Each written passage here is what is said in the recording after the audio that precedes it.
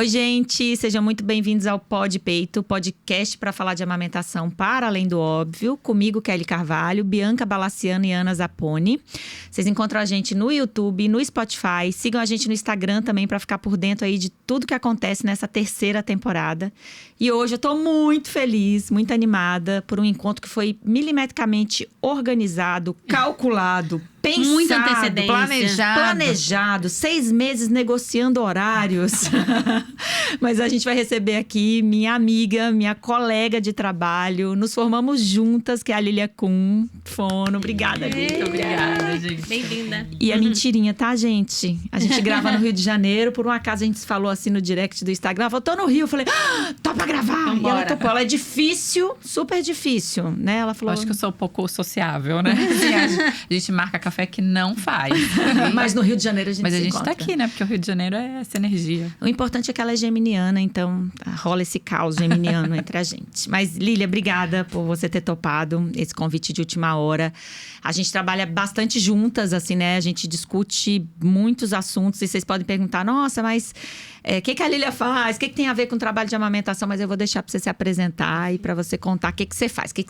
Qual a sua área de atuação? Combinado. Então, a gente tá ali numa vida passada, né? Fomos colegas há 20 anos atrás. Nos formamos juntas na faculdade de fonoaudiologia. Então, eu sou fonoaudióloga. Eu continuo atuando como fonoaudióloga desde então. E sempre na área do desenvolvimento infantil. Então, trabalhando com crianças com questões de linguagem, de fala, de neurodesenvolvimento. Nos últimos 10 anos, principalmente, trabalhando muito com crianças com transtorno do espectro autista.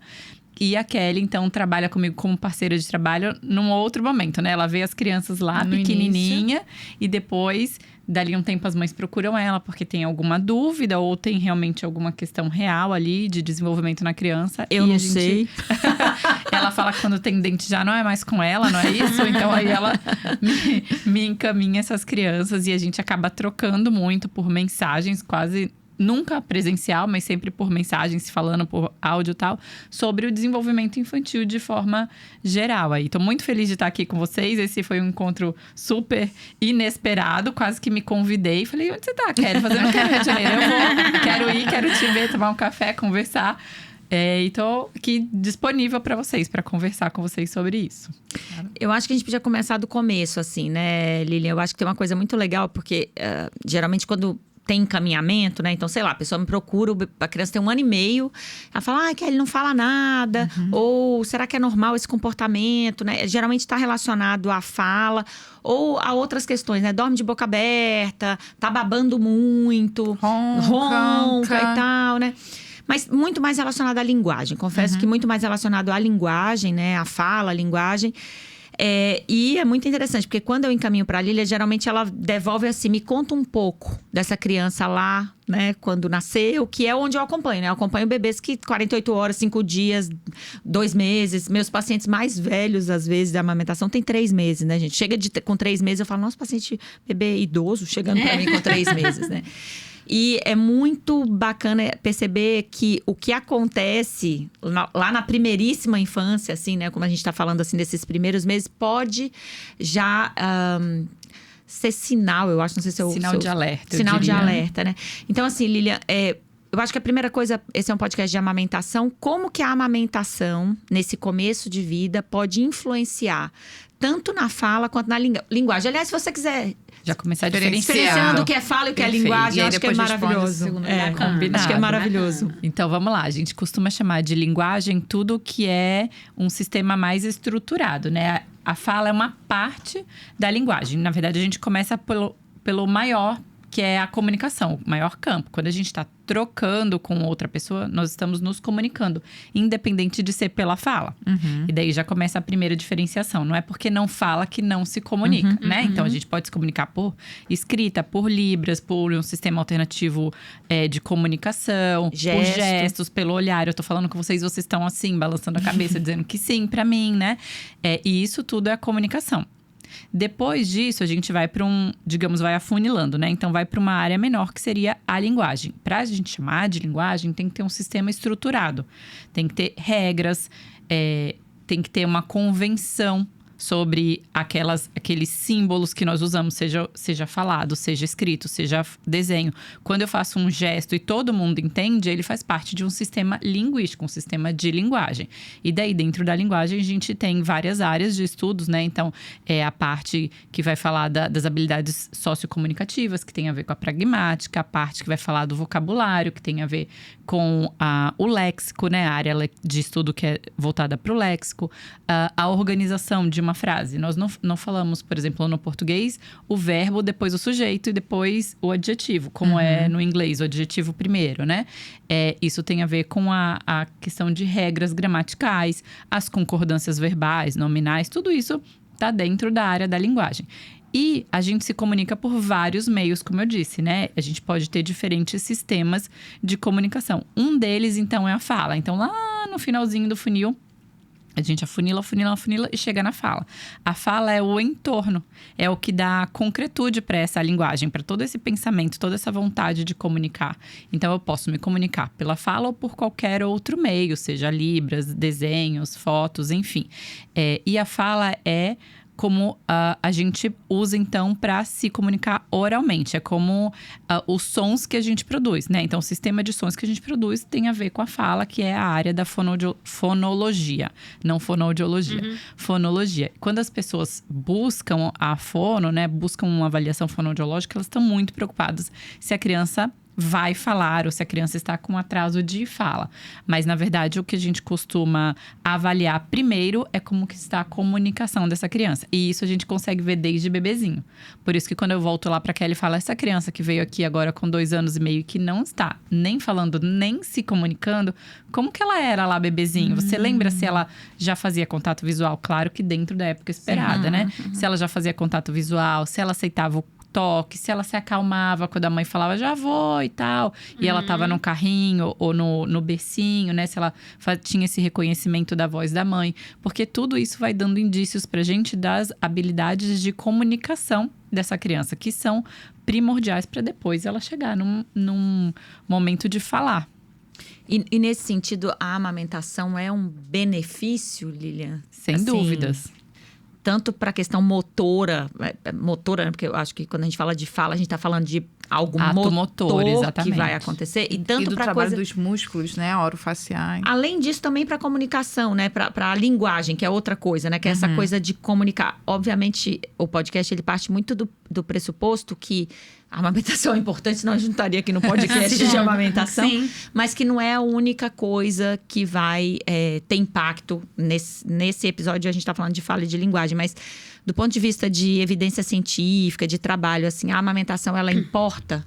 Assim, ela tem um impacto nesse desenvolvimento, assim? Com certeza. Claro que o ato de sucção, né, durante a amamentação é com certeza importante para o desenvolvimento muscular da criança, mas a gente sabe que tem um monte de criança que não vai poder mamar e tá tudo bem. Não é que essa criança que não mama no peito da pessoa ali que amamenta ela não vai falar, não é isso que eu tô dizendo. Mas se ela pode ser amamentada, não existe mamadeira que substitua essa movimentação. E nenhum exercício, né, Lilian? E nenhum exercício, tá? E nenhum exercício.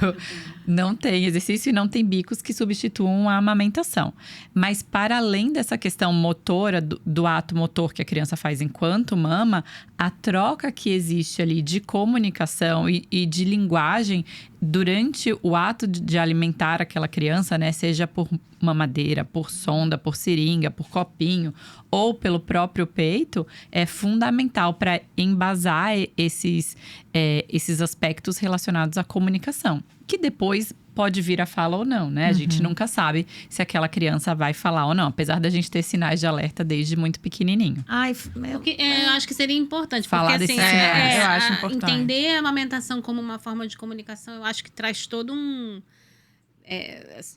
novo contorno para o fenômeno, assim, né, da amamentação, porque muitas vezes, especialmente para quem trabalha com amamentação, né, existe um caminho muito reducionista de ficar focado, né, a gente estava agora numa outra gravação em que, não sei se já vai ter ido ao ar ou não, falando sobre as campanhas de amamentação, focado nos benefícios do leite em si, né, Sim. e não do contexto, mas assim, entendendo a amamentação como forma de comunicação, o que do ponto de vista do profissional seriam sinais de alerta de que, opa, falhas de comunicação já estão aparecendo mesmo antes do desenvolvimento da linguagem, né? Com certeza, o leite é essencial, né? O leite humano é muito importante, mas tem muito mais ali envolvido e que muitas vezes é então substituído, porque aquela criança por algum motivo não teve acesso ao leite humano ou à própria amamentação em si, mas que aquele momento traz muitos outros aspectos que são importantes para o desenvolvimento da criança. E o que acontece que a gente vê não acontecendo ou acontecendo que é diferente em crianças que tendem a chegar ali num momento de 2 anos e meio e depois não desenvolver outros marcos, né? Então, quando o bebê é muito pequenininho, ele já faz contato visual, apesar dele não ter uma visão igual à nossa. E muitas vezes a gente vê isso de forma mais enfraquecida em bebês que depois vão desenvolver um transtorno de desenvolvimento de linguagem ou um transtorno de neurodesenvolvimento mais global. Então, às vezes acontece, às vezes não acontece, ou realmente não acontece, é completamente ausente. Ou acontecia e aí por volta lá de, 7, 8 meses para de acontecer, as mães relatam isso. Não, ele olhava para mim, mas quando deu ali 7 meses, parou de olhar.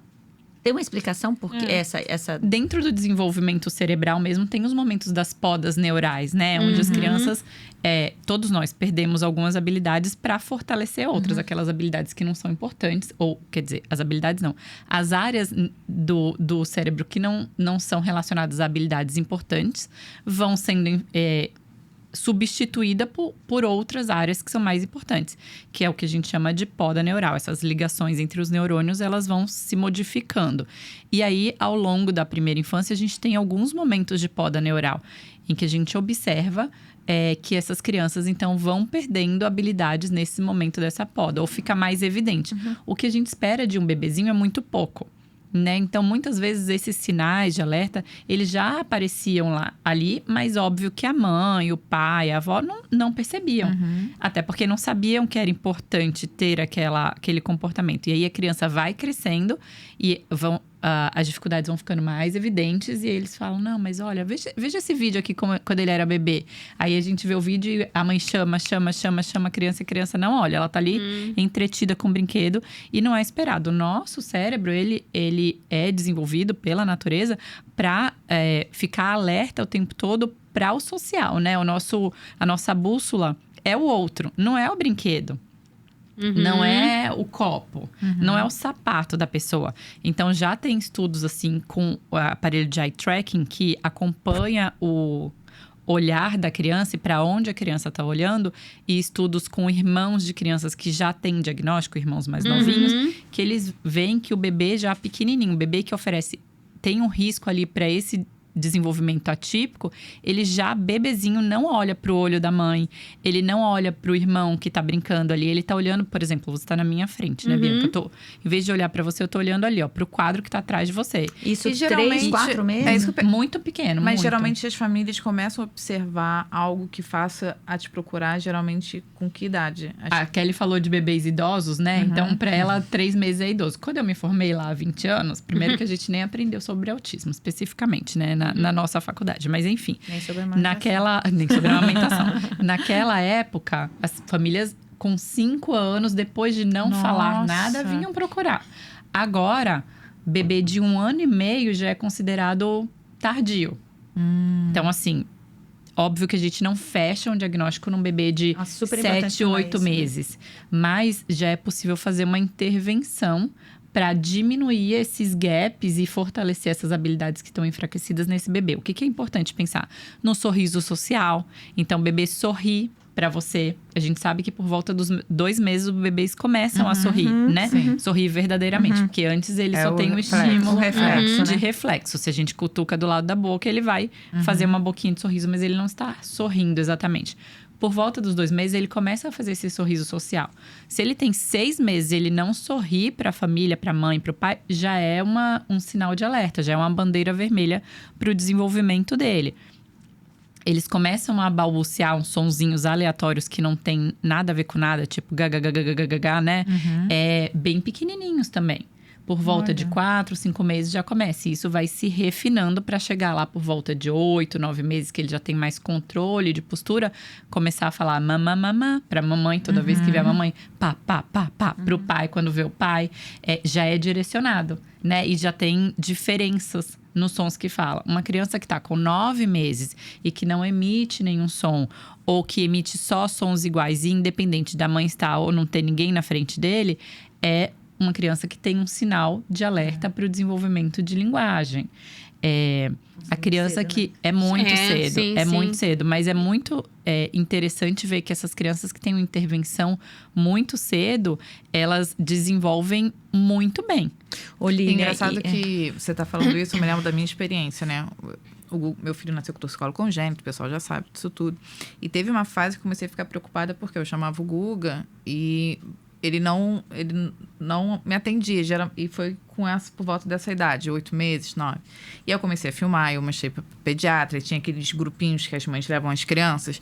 Olha lá, ele não tá entretido com as outras crianças, ele tá ali. E eu comecei a ficar meio preocupada.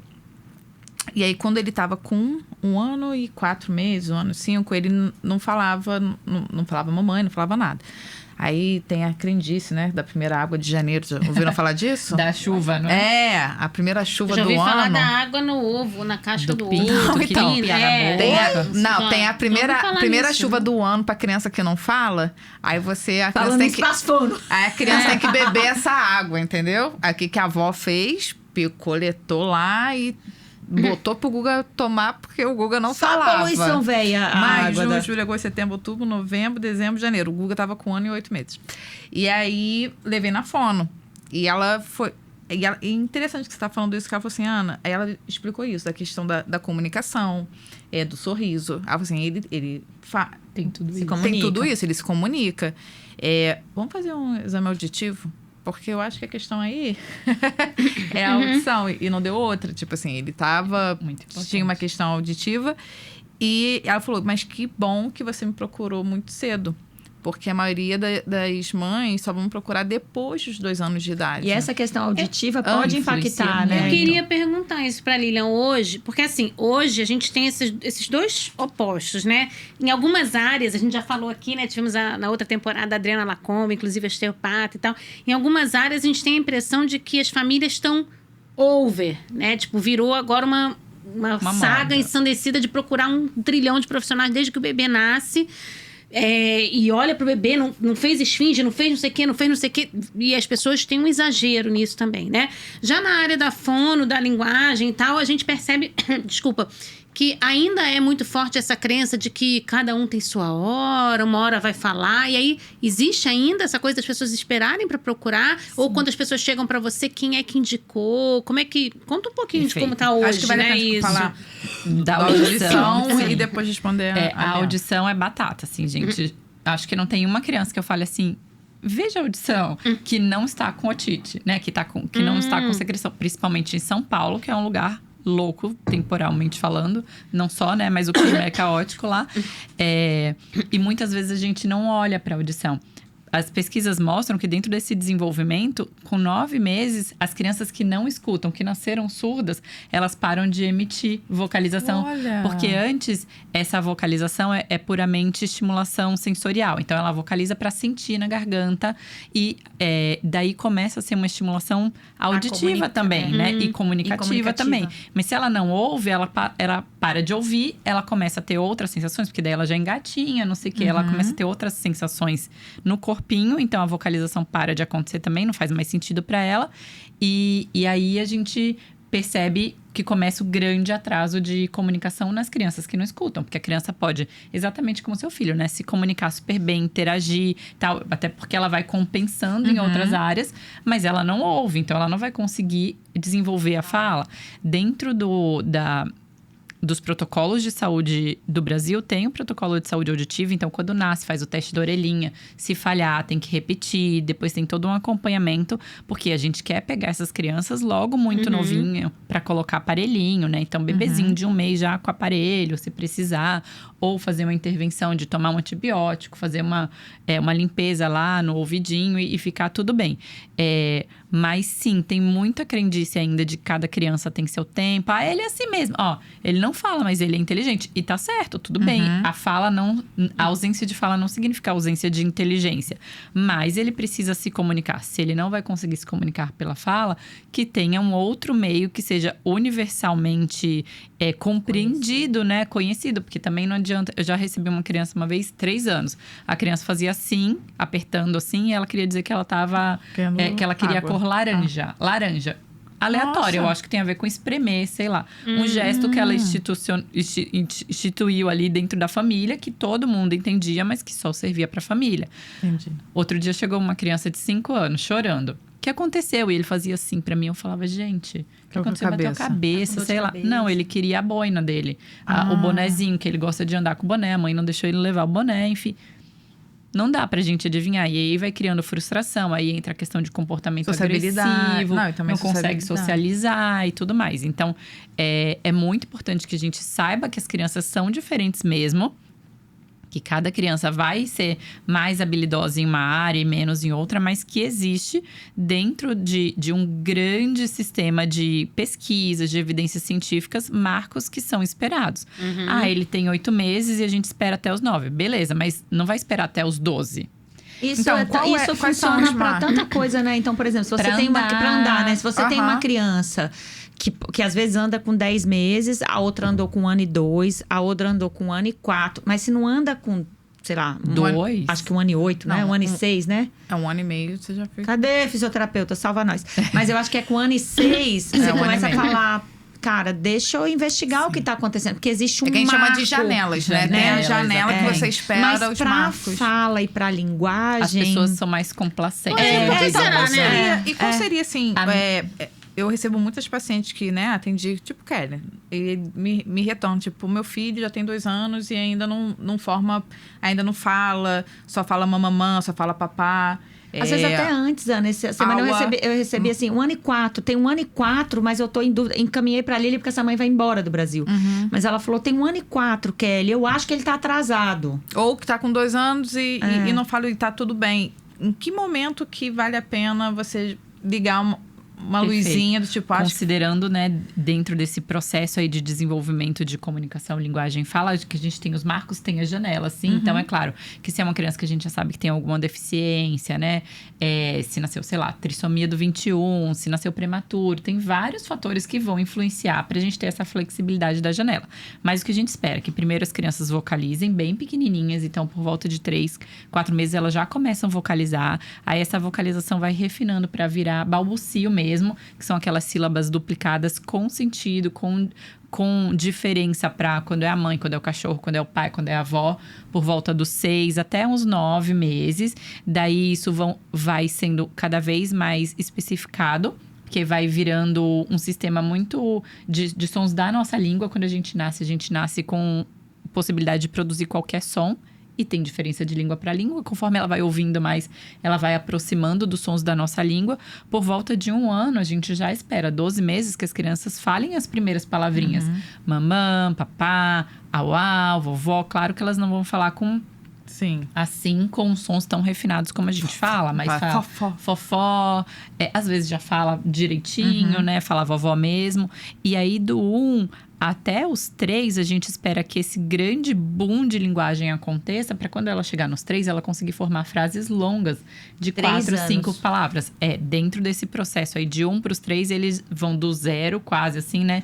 De vocalizações para falar frases longas, prontas para conseguir contar pequenas historinhas do que aconteceu no dia a dia ali, sabe? Hoje o Joãozinho caiu, hoje a professora machucou o pé, não sei quemzinho chorou, eu dormi na escola. Do 1 aos 3, a gente vai criar nessas crianças grande parte do sistema linguístico delas. Então, quanto antes a gente começar a avaliar, a acompanhar essas crianças, é melhor mesmo. 1 ano e 4, se ela tá com dúvida, é melhor. O que acontece de grandes marcos aí?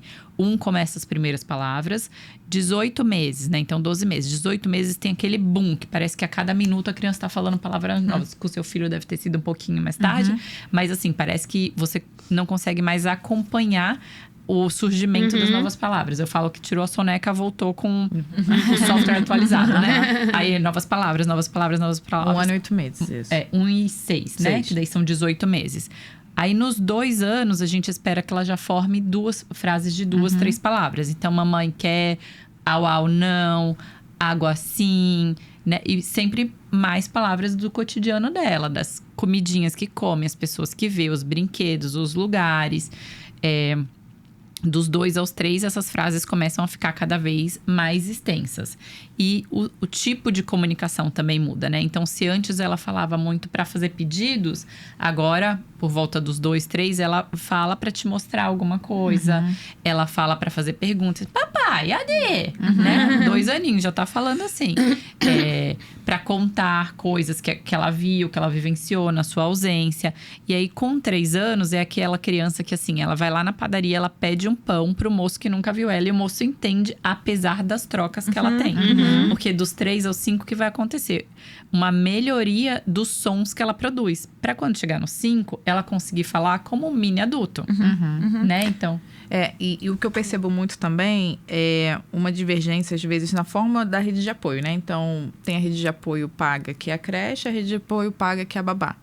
Então, muitas famílias me relatam que uma das principais orientações, às vezes, é... Teu filho, ele consegue se comunicar com o teu ciclo pequeno, com o pai, com a mãe, com a babá, com o irmão, mas ele precisa estar exposto a outras pessoas para melhorar essa linguagem. Então, muitas recomendam ou frequentar mais pracinha, ou já colocar na creche. Isso, de fato, corrobora essa informação que eu recebo. Se a gente pensar que essa construção de comunicação, de linguagem, é sempre guiada por um drive social, né? Que é esse drive nosso aí, que nós todos neurotípicos temos. Quanto mais exposição ela tiver a diferentes pessoas, mais oportunidades e mais desafios, aquele desafio dentro da zona de conforto dela, obviamente, mas desafios ela vai ter. Se ela fica em casa só com a avó, com a babá, provavelmente ela é uma criança que nem precisa falar. Com tela, por exemplo, assim, né? Aí já é outro problemão que a gente pode falar daqui a pouco. Acho que vale a pena. Mas pensando num ambiente mais confortável, né? Tá com o irmão mais velho, o irmão tem 7 anos, a criança tem 1. O pai, a mãe, a avó que ajuda e a babá. É uma criança que provavelmente nem precisa se comunicar, assim, que ela nem precisa pedir água, né? Ela tem a água ali ao tempo todo ao dispor dela. A rotina é muito estruturadinha, né? Muito organizada. É óbvio que a gente precisa de estrutura e de organização para as crianças pequenas. É óbvio que a gente também precisa dar autonomia para elas. Então, todas essas teorias, né? Por isso que eu acho que a parte motora fica muito evidenciada. Todo mundo olhando muito. Tem as teorias todas que a gente coloca tudo no chão. Coloca tudo ao alcance da criança para ficar mais confortável, para ela ter autonomia. Porém, a gente precisa... equilibrar com momentos em que ela tem que fazer esses pedidos, que ela tem que se comunicar com alguém que ela não conhece, que ela tem que negociar com o amiguinho ali o brinquedinho. A escola não substitui a avaliação da fono, a escola não substitui a terapia da fono, mas mudar o ambiente, colocar a criança em contato com outras crianças, com outros adultos, pode sim ajudar ela a desenvolver essa comunicação. Porque vai exigir um esforço dela de estabelecer uma comunicação, uma troca. Ô, gente, falando disso de escola, que é uma coisa que a gente recebe muito, assim, Lília. Depois eu quero voltar lá nos bebês pequenininhos, mas como a gente está falando de escola, é comum, por exemplo, as famílias receberem orientação da escola que a amamentação está atrapalhando a fala. Tem que falar disso. Você já falou de 2 coisas polêmicas aí. Ela e agora disso. Mas assim, a escola fala, olha, não fala porque mama. E aí, o que a gente tem de evidência em relação a isso? Assim? 0 evidência, né? Ao contrário. A amamentação, como a gente começou o papo falando, né? A amamentação traz muitos benefícios para o desenvolvimento global da criança. Desenvolvimento motor oral, desenvolvimento cognitivo, desenvolvimento comunicativo e de linguagem. Primeiro que a escola não pode orientar, né, gente?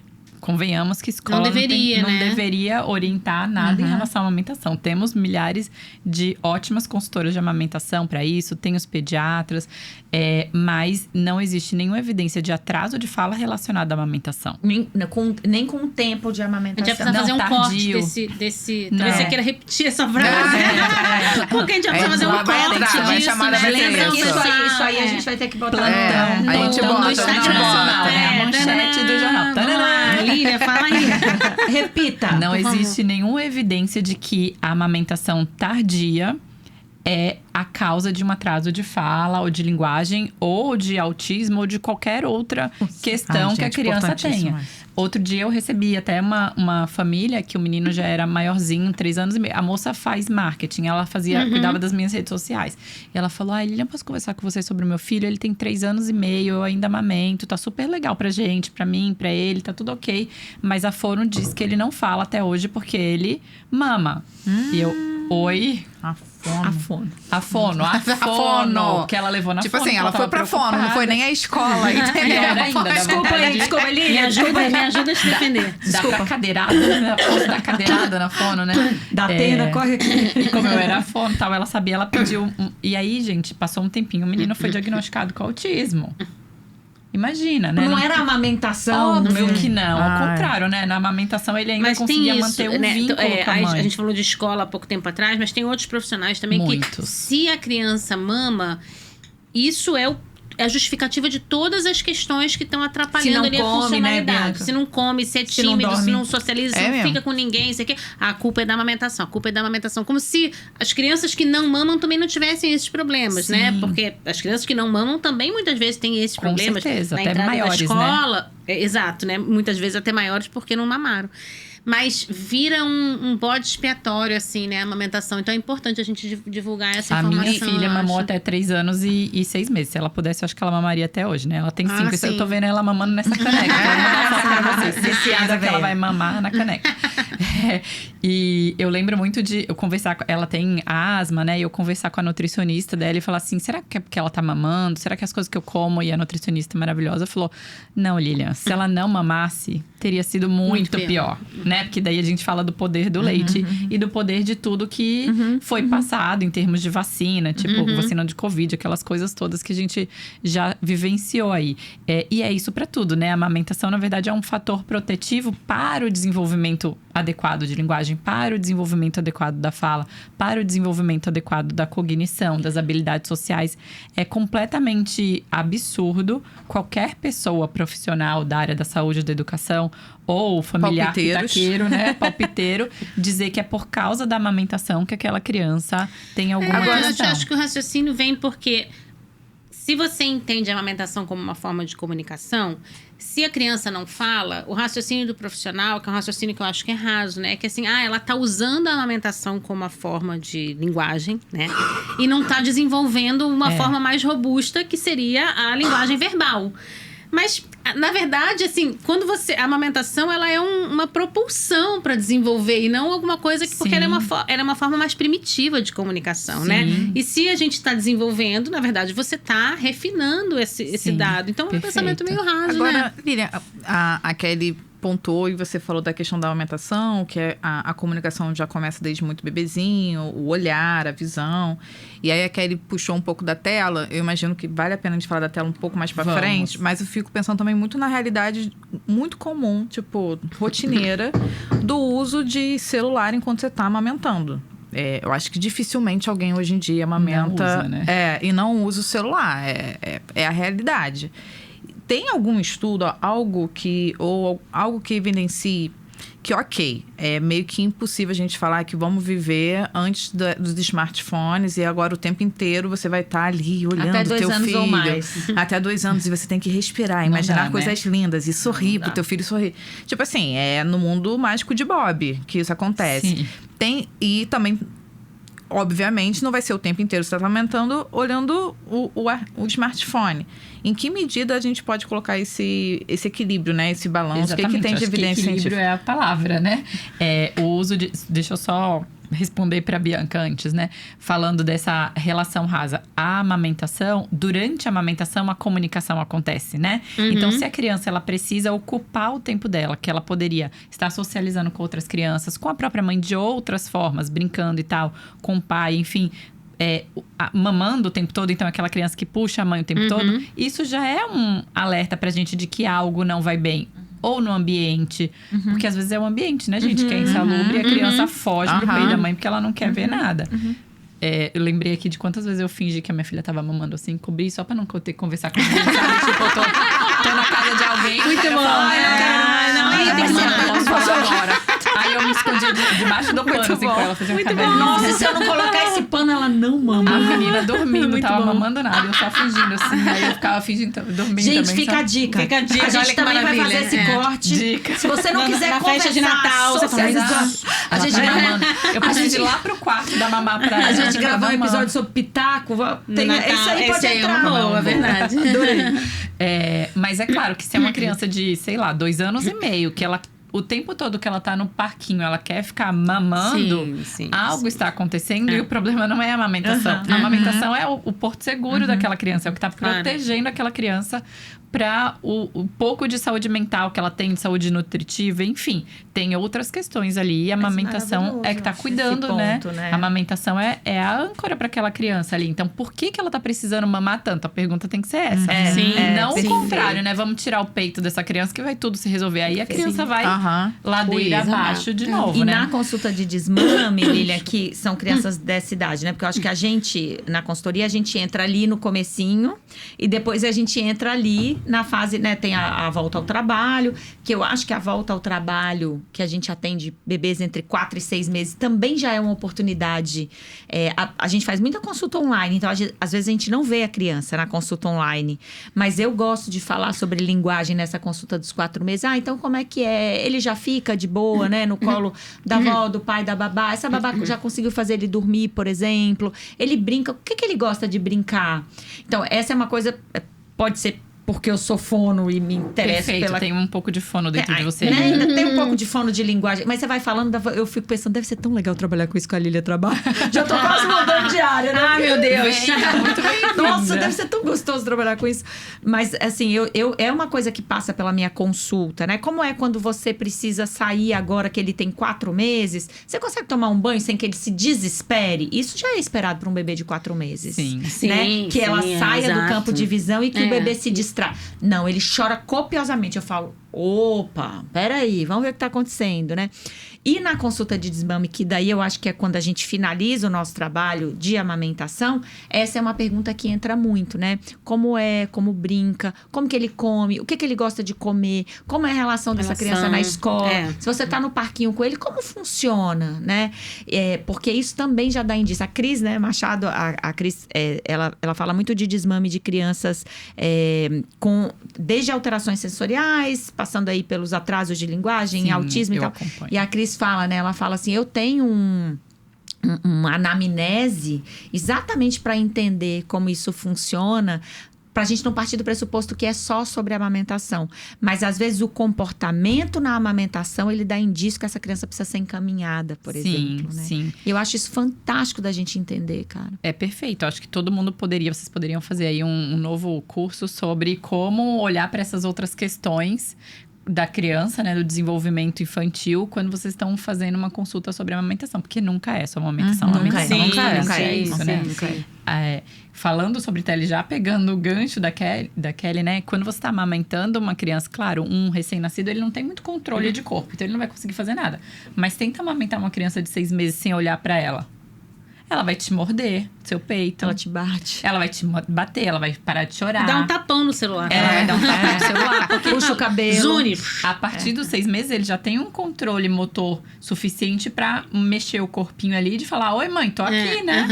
Tô aqui. Então, você não vai conseguir ficar 100% do tempo olhando pro celular. Mas ele não faz pode isso, se é um acostumar. problema, Isso que eu ia Lilian. falar, ele pode não ser... Ele pode... Isso é um problema. Como eu não tenho essa troca, Sim. como eu não tô conseguindo estabelecer essa comunicação, eu meio que abandono essa vontade, esse desejo e fico... Mas aí, eu acho que você tá falando de uma coisa que vira comportamental. Isso, Sim, exato, sim. é isso. O ambiente, né? É o que a gente chama de ambiente. Não, ambiente não é só o lugar, né? Físico, mas as pessoas. Se ele tentou ali 5 vezes chamar a atenção da mãe e a mãe não olhou, na 6ª vez ele não vai chamar. Ele vai se acostumar a essa ausência, né? Mas isso com certeza vai impactar lá na frente. E isso precisa ser repetitivo, claro. né? Lilian, Sim, o né? tempo todo. Não é que um dia... Exatamente, né?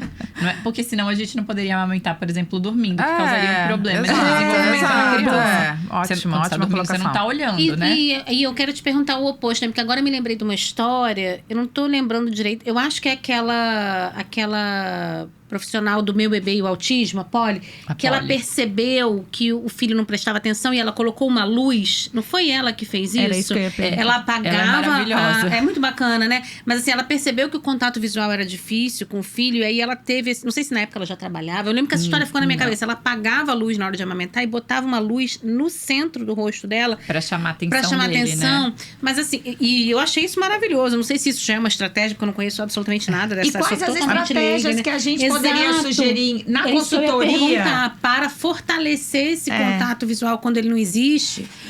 Desculpa, se tem alguma coisa, porque E são também- coisas que a consultora poderia E eu acho sugerir, de importante trazer repente, também né? as evidências científicas em relação a isso, né? Do uso da tela desde o Sim. início, como também mais pra frente. São duas. Digamos que um problema que você trouxe é sobre a mãe usar a tela, né? Então é a mãe que não tá fazendo o contato Ainda não visual com cheguei o lá. bebê. E aí. Esse é o contrário, É, né? a gente- O bebê não tá a conseguindo. gente vai Esse chegar é o lá, contrário. é. Então, pensando na mãe que não tá conseguindo fazer o contato visual com o bebê, primeiro a gente tem que, obviamente, acolher essa mãe, né? Entender por que ela não tá conseguindo fazer esse contato. Será que ela tem questões sensoriais na amamentação? Pois é, também tem isso, né? Tá com dor, enfim. O que tá trazendo ali, aquela situação tá trazendo pra ela que ela não consegue estabelecer um vínculo que é cansativo, a gente Sim. sabe, é difícil e tal, mas que é prazeroso também pra mãe, né? Porque se não for, não faz também nenhum sentido de se manter. E aí, ajudar essa mãe a conseguir tornar aquele momento mais interessante. Não tô falando de 3 horas da madrugada, ela tá conversando sim, com o bebê, claro. que nem é esperado, Que nem né? queremos. Esse é o momento que a gente mais usa o celular. O bonde da madrugada ali, que tá acordada, mas meio dormindo. Nesse momento, a gente só quer mesmo dar a amamentação, dar o peito. Ou ali, voltar a pelo dormir. amor Morra de Deus. fecha o olho. Sim, a gente não faz contato Aliás, visual, a né? Renata pediatra Exatamente. fala que não contato. faz. Vai trocar, fala 3 Não horas da faz manhã, contato. olha Isso, para. não é o momento de estimular o bebê às 3 da Com manhã. certeza. Mas às 10 da manhã, se você tá bem, né, o bebê tá acordadão, é o momento de você trocar ali. O que você pode fazer? Cantar musiquinha, conversar com ele, chamar, Fazer associar um carinho. toque, né? Fazer um carinho. Tudo isso vai trazer o olhar do bebê pra você, que em geral ele já tá ali assim ávido, né, te olhando sem piscar, porque ele quer esse contato. Mas tem alguns casos que são bebês que a Polly, por exemplo, ela percebeu, acho que com 1 mês e meio ela foi buscar a ajuda de uma amiga neuropediatra, porque ela percebeu que o João não fazia contato visual, e ela usou 1000 estratégias e ela foi estudar. Ela não trabalhava ainda nessa área, né, ela trabalhava na área do direito, ela foi estudar tudo sobre autismo e virou aí uma referência nacional. Precisamos convidar, sobre. Eu acho que seria incrível, Incrível, gente. Incrível. boa ideia. Uma referência nacional sobre isso, né? E ele já apresentava muitas questões sensoriais. Então, para ele era desconfortável aquele momento da amamentação. Porque quando ele tá sendo amamentado, ele tá sendo segurado, tem um contato muito próximo com ela, o olhar é muito próximo, né? Então, ele evitava para aguentar aquele momento. Tem crianças que não conseguem nem ser amamentadas, né? Elas não conseguem nem participar desse momento de amamentação, porque é muito E a agressivo. gente nunca pensa nisso. Não. É muito Não. difícil para as Tá? crianças, Tem que tentar, né? segue tentando, é a criança berrando às vezes. É a língua. É a língua, é a língua. Faz frenotomia. E às vezes você tira o bebê e bota ele, sei lá, botei aqui no sofá ou numa superfície, ele acalma. Calmou. É. Ele acalma. E aí você pode, tipo, pensar em amamentar deitada, né? Porque aí você não tá tão próxima, segura tanto, sem né? olhar, Não sem mexe. ficar falando, né, com o bebê. Porque, assim, a regra é que os bebês, a maioria, eles gostam disso. É. Mas tem os que não gostam. Mas mesmo assim, dá pra amamentar, né? E o transtorno sensorial, né, Lili, que é uma coisa que tem me interessado muito nos últimos tempos, mas que é muito difícil a avaliação do transtorno sensorial quando a gente fala de bebês tão pequenos, Não, né? E comunicar isso para a família? Porque acho que assim. Não se dá pra gente mesmo pensar quando a em consultora em chega a diagnóstico, pensar nisso, ou o profissional, e imagina alguma coisa, comunicar isso para a família, sugerir a busca de um acompanhamento e tal, é muito delicado. É muito delicado, né? Vale a pena também chamar uma terapeuta ocupacional pra vir aqui falar sobre isso, né? E Uma que muitas trabalha com vezes, bebês. se a consultora dá algum tipo de sugestão para a família comunica ao mesmo tempo o pediatra vai achar um Nesse absurdo. momento, a minha sugestão talvez seja pensar nas estratégias para solucionar o problema ali, a dificuldade que está acontecendo, mas não diretamente falar sobre um diagnóstico. Até Não, porque não nem vai cabe, fechar nem cabe a o você. diagnóstico, Não, claro, né? totalmente fora do escopo. Dizer, olha, vamos tentar deitado, que tal com menos roupinha, E agora, sabe? Alguns a gente Mas ó, tem falou- coisa de gosto. Você falou amamentar deitada, amamentar com menos roupa, amamentar sem ficar Sim, falando barulhão. muito, chamando muito. Tem porque criança que, pensar inclusive, gosta da roupa, né? De uma pra ficar mais manta, fechadinho. do contorno. Então, às né? vezes, você tira o contorno, a criança fica melhor. Às vezes, você dá o contorno, a E ela criança fica fica melhor. Eu acho que pensar nessas estratégias, eu acho que isso seria interessante. Ela já acenou ali que a gente já tá em... No mas tempo, vamos né? continuar. E tem Tá aquelas bom. estratégias de integração sensorial também Era que a isso gente que eu ia- usa, né? isso. Do balanço. Eu ia sugerir, eu ia perguntar, Lília, se assim, quando a gente percebe uma criança muito desorganizada, e a gente tem na amamentação, Muito. tem consulta que você sai, cara, você sai Exato. suada e você fala, cara, nada tá funcionando. É claro que a gente bate muito na tecla, né, gente, assim. Vamos fazer primeiro nosso feijão com arroz, né? Que é Isso. o posicionamento, nananã, a língua, né? 12 manipulações na boca, mentira. Tô brincando, brincadeirinha. Mas fazer, né, todo esse combo do feijão com arroz, que é o manejo, porque muitas vezes a gente tem uma desorganização, porque o manejo da amamentação Sim. tá muito ruim. Claro. Mas feito o manejo, avaliado produção de leite e tal, cara, tem que ter conforto nessa cena, né? Quando eu tenho crianças, por exemplo, que você precisa, não tem bicos, você só consegue amamentar em pé, balançando, ou não pode ter nenhum ruído, porque este ruído, ou não pode ter nenhum... E eu falo muito com a Lília isso, eu falo, amiga, eu atendi um paciente, eu não sei o que é, mas tem algo estranho. Eu falo pra ela Sim, direto, tem algo sim. ali que eu não sei o nome, eu não sei como nomear isso aqui, mas tem algo estranho. Tem que né? chamar atenção. Chama atenção. Sim. Então, tem algumas coisas que a gente poderia sugerir, Lília, para as consultoras mesmo, para quem tá lá no atendimento, ou para tem muitas famílias assistindo a gente Isso. também, né? Sim. Então, nesse sentido, assim, o que levanta, acho que a luz para a gente perceber e o que a gente poderia usar como estratégia, tanto para a criança muito desconfortável, que aí eu pensaria muito numa coisa sensorial, quanto para a criança que não tá na cena. Ela tá Já tá. Que também é Tá, desconfortável, né? Exato. Talvez ela não esteja na cena porque tá tão Tá. desconfortável ali que ela precisa entrar num estado No outro mundo. de desligamento, né? Acho que primeiro é entender que a criança é um todo, né? A criança não é só a língua que tá com o freno alterado, não é só a mãe que não sei o quê, a falta do leite. É uma criança, é um bebezinho ali inteiro que precisa e foi programado para ficar bem quando a mãe pega no colo e quando mama. Se algo está acontecendo ali que ele não fica confortável no colo da mãe e que ele não fica confortável quando ele tá mamando, realmente tem alguma coisa que precisa ser olhado. Acho que perfeito começar pelo feijão arroz de vocês. E aí, ir tentando muito... É muito tentativa e erro nessa fase, né? Porque é muito pequenininho. Tentativa e erro no sentido de... Será que se eu balançar vai ajudar? A mãe fala, se eu balançar ajuda. Então tá bom, então vamos começar balançando. Balançou, acalmou. Vamos aos poucos colocando outras estratégias, pensando em outras formas de balançar. Pode balançar na rede, na cadeira de rodinha, né? Pra você ficar girando. O pai balança, acalma e depois dá pra mãe. Então, olhar realmente para aquela criança sem pensar na técnica primeiro, né? Pensar num nome, pensar num diagnóstico. É uma criança que tá desconfortável. E muitas vezes eu tava pensando aqui, né? Às vezes a família chega um pouquinho maior ou é uma mãe muito sensível, tipo a Polly que a gente estava falando agora, e que a mãe já tá com comportamentos, digamos, alterados, que é a história da mãe geladeira, né? Que falam muito assim, a criança tem autismo... Opa, desculpa.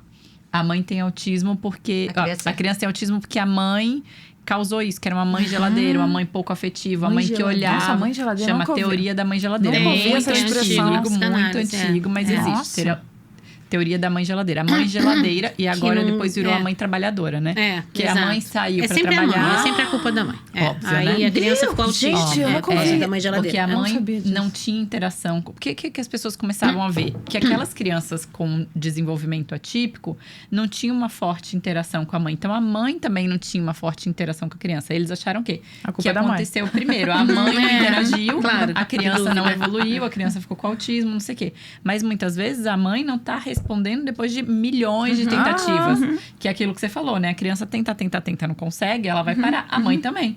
A mãe tentou 10 mil vezes brincar com a criança, ou olhar pra criança, ou chamar a criança.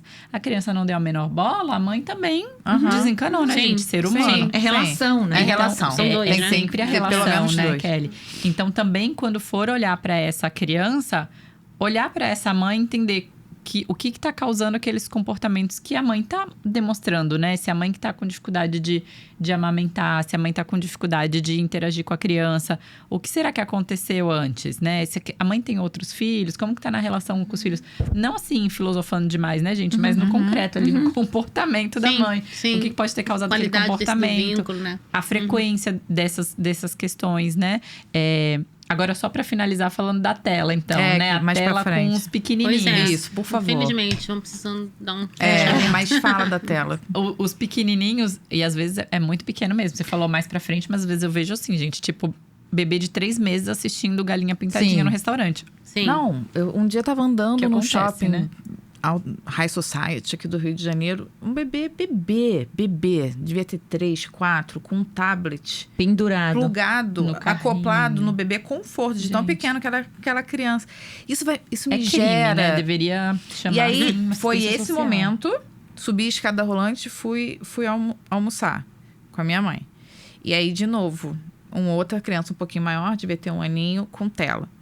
E aí minha mãe falou, mas minha filha, eu fico surpresa porque isso se tornou o comum, né? Tipo, você se assusta, mas isso se tornou comum. Eu falei, a minha preocupação é justamente por não ser uma coisa pontual, de você perceber uma normalização disso.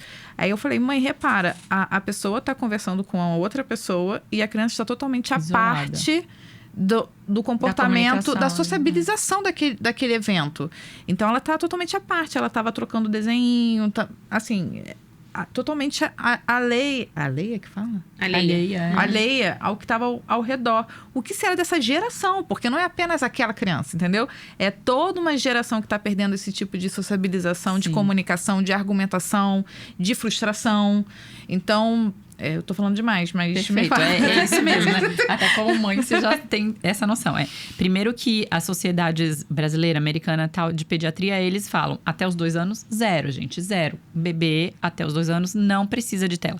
Claro que o avô mora em outro estado e você quer fazer uma videochamada, tem interação, né? A criança tá ali no contexto, com a mãe, com o avô, com o pai, enfim, conversando. Beleza, e uma videochamada vai durar, no máximo, 15 minutos para uma criança de 1 ano e meio. Outra coisa é você deixar a TV ligada o dia inteiro e a criança lá parada assistindo. Ah, mas ele não fica parado, ele fica brincando. Ele nem tá prestando atenção na TV. Então desliga a TV, né? Se ele não tá prestando atenção, aquele som da TV entra como um ruído pra criança e ela realmente fica alheia, né? A gente aprende incidentalmente tudo, né? Imitando, observando ou ouvindo aleatoriamente.